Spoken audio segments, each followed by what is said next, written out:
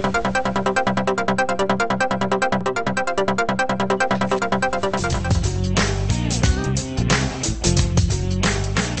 The സ്പോട്ടിൻ്റെ മറ്റൊരു പുതിയ എപ്പിസോഡിലേക്ക് എല്ലാവർക്കും സ്വാഗതം. ഞാൻ സബാൻ. ഞാനൊന്ന് കുംസാരിക്കാൻ പോയി. പക്ഷെ എൻ്റെ കുംസാരം കഴിഞ്ഞ് ഞാൻ തിരിച്ചിറങ്ങി വന്നത് ഭയങ്കര കരഞ്ഞ് കണ്ണൊക്കെ കലങ്ങിയിട്ടാണ്. പലരും കുംസാരിക്കാറുണ്ട്, പക്ഷേ ഇതുപോലൊരു കുംസാരം ഞാൻ ആകാശദൂത് എന്ന പടത്തിന് ശേഷം ഇങ്ങനെ കരയുന്നൊരു പടം, അല്ലെങ്കിൽ ഇങ്ങനെ കരയിപ്പിക്കുന്ന സെൻറ്റിമെൻ്റലായിട്ട് കരയിപ്പിക്കുന്ന ഒരു പടം ഞാൻ കണ്ടത് ആദ്യമായിട്ടാണ്. ആ പടത്തിൻ്റെ വിശേഷങ്ങളാണ് ഞാൻ രണ്ടുപേരെ കുംസാരിക്കാൻ വേണ്ടി കൊണ്ടുവരുത്തിയിട്ടുണ്ട്. ഇവർ രണ്ടുപേരും ഇപ്പം എന്നോട് കുംസാരിക്കും. നമുക്കൊന്ന് കേട്ട് നോക്കാം. ഇതുവരെ നിങ്ങളാരും കുംസാരം കേട്ടിട്ടില്ലല്ലോ. രണ്ടുപേര് കുംസാരിക്കാൻ തുടങ്ങുകയാണ്. നമ്മുടെ സ്വന്തം അനീഷ് അൻവറും നമ്മുടെ സ്വന്തം സുന്ദരി ഹണി റോസുമാണ്. ഹായ് രണ്ടുപേരും.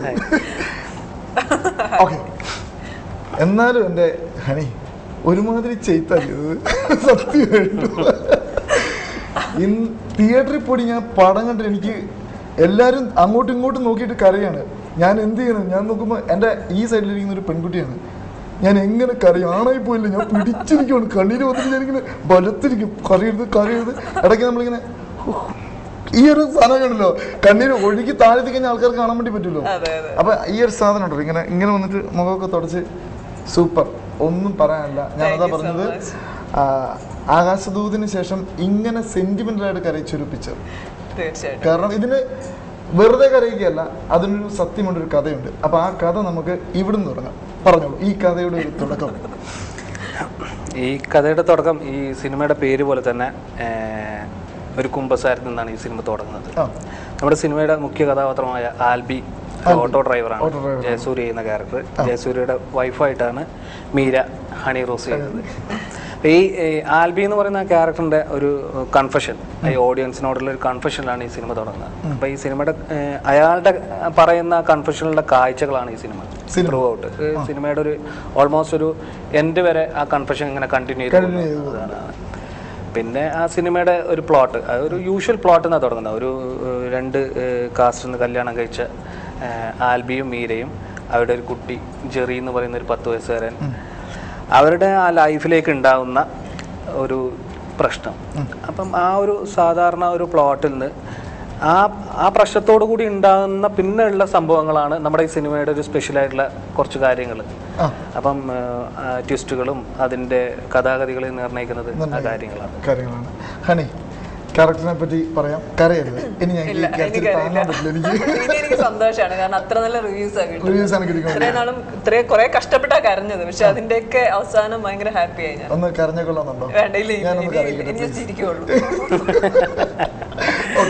ആ ഒരു ക്യാരക്ടറിനെ പറ്റി എനിക്ക് തോന്നുന്നത്, ഹണി ഒരുപാട് ക്യാരക്ടർ ചെയ്തിട്ടുണ്ട്. മലയാളികളുടെ മനസ്സിൽ തങ്ങി നിൽക്കുന്ന ക്യാരക്ടേഴ്സ് ഒരുപാട് ചെയ്തിട്ടുണ്ടെങ്കിൽ പോലും ഇതുപോലെ പലരും കരയുന്നത് നമ്മൾ കണ്ടിട്ടുണ്ട്. സിനിമകളിൽ പലരും പല സിനിമകളിലും കരയിച്ചിട്ടും ഇതുപോലെ സങ്കടം കറക്റ്റായിട്ട് എനിക്ക് തോന്നുന്നത് ഉള്ളിൻ്റെ ഉള്ളിൽ നിന്ന് ഒരു കരച്ചിലുണ്ടല്ലോ, അത് കറക്റ്റായിട്ട് ഹണിയുടെ ഫേസിലുണ്ടായിരുന്നു. അപ്പോൾ ആ അനുഭവത്തെക്കുറിച്ച് ഒന്ന് പ്രേക്ഷകരായിട്ട്. അത് എനിക്ക് തോന്നുന്നു സാർ ഈ സ്റ്റോറി എൻ്റെ അടുത്ത് ബ്രീഫ് ചെയ്ത് വരുമ്പോൾ എനിക്ക് ഭയങ്കരമായിട്ട് ഫീൽ ചെയ്യുന്നുണ്ടായിരുന്നു. അപ്പം തന്നെ എനിക്കറിയാം, മീൻസ് എനിക്ക് ഉൾക്കൊള്ളാൻ പറ്റുന്നുണ്ടെന്ന് എനിക്ക് എവിടെയോ ഉണ്ടായിരുന്നു. പക്ഷെ ഇത് കുറേ ഭയങ്കര ഡെപ്ത് ഉള്ള ഒരു ക്യാരക്ടറാണ് ഈ മീര എന്ന് പറയുന്നത്.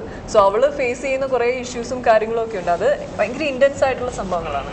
അത് ഞാൻ ചെയ്യുമെന്നൊക്കെ എനിക്ക് ഭയങ്കര പേടിയായിരുന്നു. എനിക്ക് ഉറപ്പില്ലായിരുന്നു എന്ത് വിചാരിച്ചിട്ട് എൻ്റെ അടുത്ത് വന്നതെന്നുള്ളതായിരുന്നു എനിക്ക് ഫസ്റ്റ് ഫീൽ ചെയ്തത്. പക്ഷെ ധൈര്യമായിട്ട് ചെയ്യാൻ തോന്നിക്കഴിഞ്ഞിട്ടും ഞങ്ങൾ പറഞ്ഞില്ല ആ ലൊക്കേഷനിലും. എനിക്കറിയില്ല ഇവരൊക്കെ അങ്ങനെയാണോ എന്ന് എനിക്കറിയാൻ വയ്യ. ആ ഒരു അറ്റ്മോസ്ഫിയർ ഉണ്ടായിരുന്നു. ഇപ്പൊ അവിടെ എൻ്റെ അടുത്ത് വന്ന് സംസാരിച്ച ആളല്ലായിരുന്നു അവിടെ ചെന്നപ്പോൾ. അവർക്ക് ഭയങ്കര തമാശകളോ കാര്യങ്ങളോ ഒന്നും ഇല്ല. ആ ഒരു സിനിമയായിട്ട് ഭയങ്കരമായിട്ട് ഇഴുകി ചേർന്ന് നിൽക്കുന്ന ഒരു ലൊക്കേഷനായിരുന്നു. കരച്ചിലൊന്നുമല്ല. ഇനി അങ്ങനെയാണോ ഇവരുണ്ടെന്ന് എനിക്കറിയില്ല. ലൊക്കേഷനിൽ ഹണി മാത്രമായിരുന്നു കൂടുതൽ കരച്ചു. രാവിലെ വരും, 7 മണിക്ക് വരും. റെഡിയാകാൻ ചോദിച്ചു ഹണി റോസ് പിന്നെ ഈ ഗ്ലിസറിനൊക്കെ എല്ലായിടത്തും കരഞ്ഞോണ്ടിരുന്നുണ്ട്.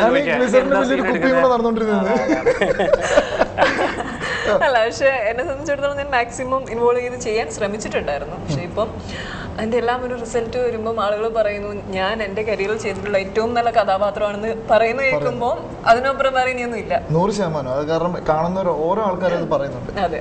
ഇനി എന്താ പറയാ, ഇതുവരെ ഉള്ളതിൽ വെച്ചിട്ട് ഏറ്റവും നല്ലത് എന്ന ഒരു പേര് ഇതിന് കിട്ടും. തീർച്ചയായിട്ടും. പിന്നെ അനുഷേട്ടാ ഈ കാലത്ത് ഈ അടുത്തിറങ്ങിയ പടങ്ങളൊക്കെ എല്ലാം ഒരു കോമഡി അങ്ങനെയുള്ള പടങ്ങളാണ് കൂടുതലും. ആൾക്കാർ ചിരിക്കാൻ ആഗ്രഹിക്കുന്നു. അതിനിടയിലേക്ക് ഇങ്ങനൊരു സബ്ജക്റ്റും കൊണ്ട് വന്നാൽ അതിന് ആ ഒരു ചിന്തയോ പേടിയോ ഒന്നും ഇല്ലായിരുന്നില്ലേ ഈ ഒരു കഥ കേൾക്കുമ്പോൾ? പേടിക്കേണ്ട കാര്യമില്ലല്ലോ. ആക്ച്വലി ഞാനിപ്പം ഹ്യൂമർ ബേസ്ഡ് ആയിട്ടുള്ള സിനിമകൾ ഇറങ്ങിക്കൊണ്ടിരിക്കുമ്പോൾ ഞാൻ ഡിഫറെൻ്റ് ആയിട്ടൊരു സിനിമ ചെയ്യണമെന്ന് ആഗ്രഹിച്ച് അങ്ങനെ ചെയ്യുന്നൊന്നല്ല. ഞാൻ ഇപ്പോൾ കഴിഞ്ഞ എൻ്റെ പടം സെക്രട്ടറിയുടെ ഗർഭിണികൾ സീരിയസ് ആയിട്ടുള്ളൊരു സബ്ജക്റ്റ് ആയിരുന്നു. പക്ഷേ ആ സിനിമയും അതുപോലെ തന്നെയാണ്. ആ സിനിമയും ഞാൻ ഇനി എല്ലാവരും ഹ്യൂമർ ചെയ്യും, അപ്പോൾ എനിക്ക് എന്തെങ്കിലും ഡിഫറെൻ്റ് ആയിട്ടുള്ള ഒരു സാധനം ഞാൻ ചെയ്യണം അങ്ങനെ ആലോചിച്ചിട്ടുണ്ടാക്കുന്നതെന്നല്ല സെക്രട്ടറിയുടെ ഗർഭിണികൾ. ഞാൻ ഒരു ആസ് എൻ ഓഡിയൻ ഞാൻ എല്ലാത്തരം സിനിമകളും കാണുന്ന ഒരാളാണ്. നല്ല ഹ്യൂമർ ബേസ്ഡ് ആയിട്ടുള്ള സിനിമകളും സീരിയസ് ആയ സിനിമകളും എല്ലാ ടൈപ്പ് സിനിമകളും കാണുകയും ചെയ്യും, അത് നന്നായിട്ട് എൻജോയും ചെയ്യും. അപ്പം അത് യാദൃശികമായിട്ട് സംഭവിക്കുന്നത്. ഇപ്പോൾ സെക്രട്ടറിയുടെ ഗർഭിണികൾ കഴിഞ്ഞതിന് ശേഷം തന്നെ ഞാൻ പല കഥകളും ആലോചിച്ചിട്ടുണ്ട്. എൻ്റെ മനസ്സിലിങ്ങനെ ഒരു തോട്ട് വരും, അത് എഴുതണം, അതായിരിക്കണം എൻ്റെ അടുത്ത സിനിമ എന്ന് ചിന്തിക്കും. പിന്നെ പെട്ടെന്ന് വേറൊരു തോട്ട് കാട്ടുന്ന വരും, അങ്ങനെയൊക്കെ വരും. അത് യാദൃശികമായിട്ട് ഏതെങ്കിലും ഒന്നിൽ കയറി കൊളുത്തും, അതങ്ങ് പോകും. അത് എന്തോ കാരണങ്ങൾ കൊണ്ട് കഴിഞ്ഞ രണ്ടും സീരിയസ് ആയിപ്പോയി. ഇനി അതുകൊണ്ട് ഞാൻ സീരിയസ് ആയിട്ടുള്ള സിനിമകളാ ചെയ്യുള്ളൊന്നുമില്ല. അല്ല, വെറൈറ്റി ഉണ്ട് രണ്ടിലും. ഇല്ല, സെക്രട്ടറിയുടെ ഗർഭിണികൾ നോക്കിയാലും അത് വെറൈറ്റി വേറൊരു ഒരു പാറ്റേണിൽ പോകുന്ന ഒരു മൂവിയാണ്. പക്ഷെ ഇത്തിരി സീരിയസ് ആണ്. പക്ഷെ ഇത് സീരിയസ് ആണെന്ന് വെച്ചാൽ ഇതൊരു സീരിയസ് ആണെന്നൊന്നും എനിക്ക് തോന്നിയിട്ടില്ല. പക്ഷെ ആൾക്കാരുടെ മനസ്സിനെ പിടിച്ച് ഇറങ്ങി നിൽക്കുന്ന ഒരു പടം അതാണ്. അത് അല്ല, പിന്നെ ആക്ച്വലി ഇപ്പം നമ്മളൊരു സിനിമ ചെയ്യുമ്പം ഈ പറഞ്ഞ പോലെ ജനങ്ങൾക്ക് ഹ്യൂമർ ആ ട്രാക്കിലുള്ള സിനിമകളാണ് ഇഷ്ടം, അല്ലെങ്കിൽ കമേഴ്ഷ്യൽ സിനിമ അതിൽ കുറച്ചിങ്ങനെ അതുപോലത്തെ ആർട്ടിസ്റ്റുകൾ വന്ന് അങ്ങനെ തമാശകളൊക്കെ പറഞ്ഞ് അങ്ങനെ പോകണമെന്നൊക്കെ അങ്ങനെ പറഞ്ഞു തരാനുള്ള ഒരു ഗ്രൂപ്പൊന്നും എനിക്കുണ്ടായിരുന്നില്ല. അത് തന്നെയായിരിക്കും എൻ്റെ നല്ലതും ചീത്തയും രണ്ടും.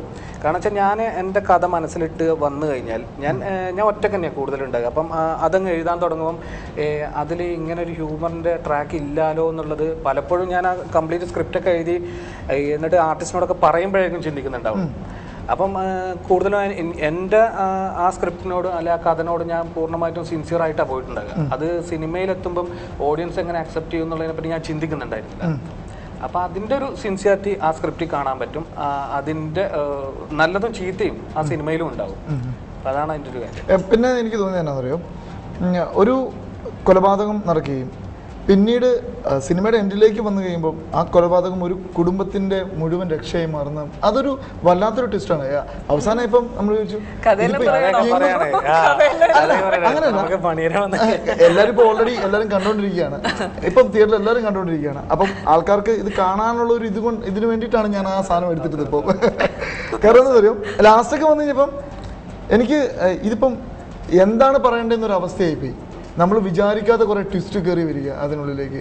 അപ്പം അതിൻ്റെ ഒരു കാര്യങ്ങളൊക്കെ ഒന്ന് വിശദമായിട്ട് പറയാമോ? എങ്ങനെയാണ്, ഏതായിരുന്നു ലാസ്റ്റ് ട്വിസ്റ്റിൻ്റെ ഒരു സംഭവങ്ങളൊക്കെ? ആൾക്കാർക്ക് മനസ്സിലാവരുത്, എന്നാൽ അവിടെ മനസ്സിലാവുകയും ചെയ്യണം, ആ രീതിയിൽ പറഞ്ഞാൽ മതി. അല്ല, ട്വിസ്റ്റുകൾ എങ്ങനെയായിരുന്നു എന്ന് പറഞ്ഞു കഴിഞ്ഞാൽ ഞാൻ പ്രതീക്ഷിക്കാത്ത ഒരു വ്യക്തി വില്ലനായി മാറുന്നു അല്ലേ? ആരെങ്കിലും പ്രതീക്ഷിക്കുമോ അതിനകത്ത് ഈ പുള്ളി ഇതിനകത്ത് വില്ലനായി മാറും എന്നുള്ളത്? വളരെ കോമണും സുന്ദരനുമായ ഒരു വില്ലൻ. അല്ല, അത് അങ്ങനെ ഒരു ട്വിസ്റ്റ് ഉണ്ടാക്കണം എന്ന് വിചാരിച്ചിട്ട് ഉണ്ടാക്കിയതൊന്നുമല്ല. ഇപ്പം സെക്രട്ടറിയുടെ ഗർഭിണികൾ അങ്ങനെ ട്വിസ്റ്റ് ഒന്നും ഇല്ല. അത് വളരെ സോഫ്റ്റ് ആയിട്ടുള്ള ഒരു സിനിമയാണ്. ആ കഥ അതാണ് ഡിമാൻഡ് ചെയ്യുന്നത്. അതിൻ്റെ അകത്ത് പെട്ടെന്ന് കൊണ്ടാണ്ട് ഭയങ്കര ട്വിസ്റ്റ് ഒന്നും ഉണ്ടാക്കാൻ പറ്റില്ലായിരുന്നു. ഇത് അങ്ങനെയല്ല, ഇത് ഒരു മർഡർ ഉണ്ട്. അപ്പം മർഡറിന് സ്വാഭാവികമായിട്ട് ആ കഥയുടെ ഇങ്ങനെ ഒരു നോവൽറ്റി ഇങ്ങനെ പോകുന്ന സമയത്ത് പതുക്കെ എനിക്ക് എഴുതുമ്പം എനിക്ക് തോന്നണം, എനിക്കതിൽ ഒരു കോൺഫിഡൻസ് തോന്നണമെങ്കിൽ അതിൻ്റെതായിട്ടുള്ള വഴിത്തിരിവുകൾ ഉണ്ടാകട്ടെ. ആ ഒരു സബ്ജക്റ്റ് ഡിമാൻഡ് ചെയ്യുന്ന വഴിത്തിരിവുകൾ തന്നെ ഉണ്ടായി വന്നാൽ. അപ്പൊ അങ്ങനെയാണ് അതിൽ വില്ലന്മാർ, ഈ പറഞ്ഞ പോലത്തെ വില്ലന്മാരൊക്കെ പിന്നെ വന്ന പാവമായിരുന്നു ആദ്യം. അത് എഴുതി തീർക്കുമ്പോഴേക്കായാലും വില്ലനായി. അതാണ് ഞാൻ പറഞ്ഞത്. പൊതുവെ കുംസാരം എന്ന് പറയുമ്പോൾ നമ്മൾ ഒരു ചെയ്തു പോയ പാപങ്ങൾ കുംസാരിക്കുകയാണ്, അതോടെ തീരുകയാണ്. പക്ഷെ അത് ഇതില് കുംസാരിച്ച് വന്നിപ്പം ആ പാപം ഒരു നന്മയായി മാറുകയാണ് അല്ലേ? കറക്റ്റ് അല്ലേ? എങ്ങനെയുണ്ടായിരുന്നു ജയേട്ടന്റെ കൂടെയുള്ള അഭിനയം? ജയൻ ചേട്ടന്റെ കൂടെ പറയുകയാണെങ്കിൽ എനിക്ക് തോന്നുന്നത് ഇത് 4th ഫിലിം അദ്ദേഹത്തിന്റെ കൂടെ ചെയ്യുന്നത്. പക്ഷെ ത്രൂ ഔട്ട് ചെയ്തത് ട്രിവാൻഡ്രം ലോഡ്ജിലാണ്. അത് കഴിഞ്ഞിട്ട് കുമ്പസാരാണ് വരുന്നത്. ചേട്ടൻ എന്നെ ഇപ്പം നന്നായി കഥാപാത്രം നന്നായി ചെയ്തു എന്ന് പറയാൻ തീർച്ചയായിട്ടും അദ്ദേഹം കൂടി ഒരു വലിയ സപ്പോർട്ടായിരുന്നു എനിക്ക്. എല്ലാ കാര്യങ്ങളും നമുക്ക് വ്യക്തമായിട്ട് പറഞ്ഞ് മനസ്സിലാക്കി തരും. ഇപ്പം അനീഷേട്ടൻ പറയുന്നത് കൂടാണ്ട് ജയചേട്ടൻ്റെ ഒരു ഹെൽപ്പ് ഉണ്ടായിരുന്നു. സോ ഓരോ കാര്യങ്ങൾ, ചെറിയ കാര്യങ്ങളൊക്കെ നോട്ട് ചെയ്തിട്ട് അത് നിനക്ക് നന്നാക്കായിരുന്നു, അല്ലെങ്കിൽ ഇങ്ങനെ കുറച്ചുകൂടി ഇങ്ങനെ ചെയ്യുന്നത് ബെറ്റർ ആയിരുന്നു.